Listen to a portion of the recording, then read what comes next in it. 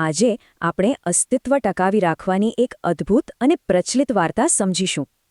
વિચારો, ઉનાળાનો આકરો તડકો છે. કાગડો ઉડી ઉડીને એકદમ થાકી ગયો છે અને તરસથી બેહાલ છે. પાણી શોધવા લાંબી ઉડાન ભર્યા પછી તેના શરીરમાં હવે બિલકુલ તાકાત બચી ન હતી. પણ ત્યાં જ એક ચમત્કાર થયો. એક ઘર પાસે કૂંજો દેખાયો. પક્ષીએ તરત નીચે જઈને જોયું. આ જબરદસ્ત નિરાશા જુઓ.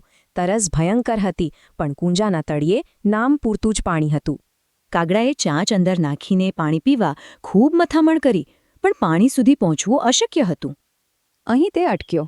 તેણે વિચાર કર્યો, આટલી નિરાશા છતાં હાર માની લેવાનો કોઈ સવાલ જ નહોતો. તો હવે સવાલ એ છે કે આ અશક્ય લાગતી મુશ્કેલીનો સામનો કેવી રીતે થઈ શકે? અને અચાનક જ કમાલ થઈ. આજુબાજુ પડેલા નાના કાંકરા જોઈને તેના મગજમાં એક અદ્ભુત વિચાર આવ્યો. તરત જ તેણે કામે લાગીને એક પછી એક નાના કાંકરા કુંજામાં નાખવાનું શરૂ કરી દીધું. અહીં ગજબની ધીરજ જોઈતી હતી. જેમ જેમ કાંકરા અંદર પડતા ગયા, પાણી ધીમે ધીમે ઉપર આવવા લાગ્યું. જુઓ પરિણામ. સખત મહેનત રંગ લાવી અને અંતે પાણી પીવા માટે બિલકુલ ઉપર સુધી આવી ગયું. કાગડાએ ધરાઈને પાણી પીધું. તરસ छिपाવીને નવી ઊર્જા અને તાજગી સાથે તે ત્યાંથી ખુશીથી ઉડી ગયો.